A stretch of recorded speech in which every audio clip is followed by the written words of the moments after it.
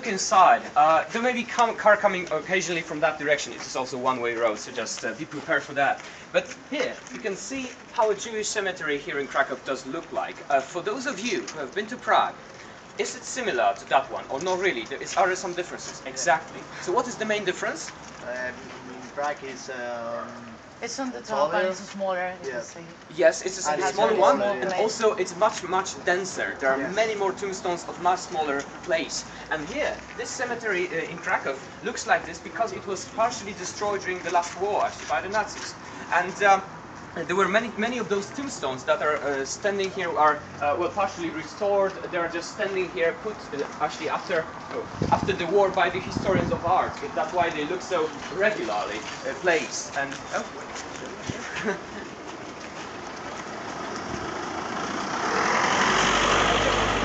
because well, the rain can destroy all those small reliefs, and so that's why they are. But this is just a protection to make them not suffer more from the rain and stuff.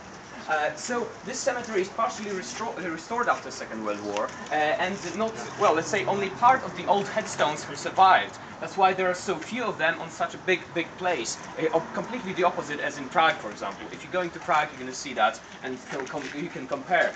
Then we have those small stones from time to time being put upon those tombstones. Why is that? Well, in all around Europe, usually people, basically all around the world, I believe, people do something like this to commemorate their dead. They put flowers upon the tombs, and sometimes, as here in Poland, also candles and lights. That's the very traditional way of commemorating the dead here in Poland. The Jews do not do that. They put small stones like that. Why? Well, the tradition is dating back to the biblical times. As Jewish people were wandering, were actually going from Egypt, as they already have left Egypt with Moses, just like this. They had to go all the way down to the Promised Land. So basically, a new kingdom. They created the new kingdom of Israel, and and then they were walking along very big plain, which was mostly a desert. Sometimes they didn't have any flowers or anything else to commemorate their dead. They were using just stones that they found, and this is why the tradition looks like that. So just the stones that were available there in that desert between Egypt and and Palestine, we would say geographically, were used, and not flowers by any means. Oh yes. Oh, that's bad. Okay. Well, anyway.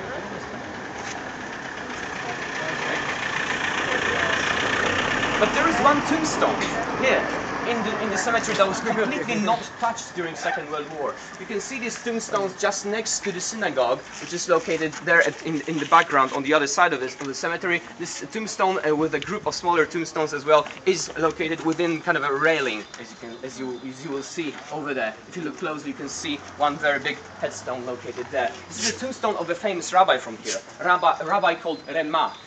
This cemetery is named after him, and the synagogue standing on just next to the cemetery over there, you can see it through the window, is also named Remah, just like this. Why was he so significant? Well, because in 16th century he has written one of the most important books in Jewish culture.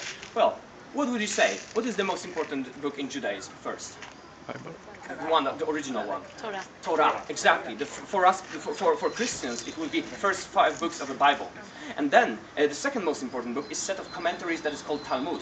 And then, as these laws were written down thousands of years ago, they sometimes may feel a little bit too ancient for the contemporary Jews, so they needed, for example, here in 16th century, a new set of commentaries to that, to adjust this ancient law to the new circumstances. And it was done by the Rabbi Remah, one of the most, let's say, saint people amongst the Jews here. He's somehow treated like a saint, although the Jews do not have saints. And Germans here, during Second World War, well, following their National Socialist ideology, so Nazism, we would say, actually destroyed most of the cemetery, but they left that one tombstone out because they feared that this Rabbi Remah, being that powerful, could curse them and could make their plans go wrong. Well, that's why it is still there. If you feel like it, feel free to visit the cemetery here inside. The entrance is on the other side, actually, but you have to pay a small fee. That's why we're not entering right now. We're only seeing it through this window. And now, a question to you. Is there anybody here interested in going out in the night? No. Okay. We're gonna skip the best party place. Well, that's your choice then.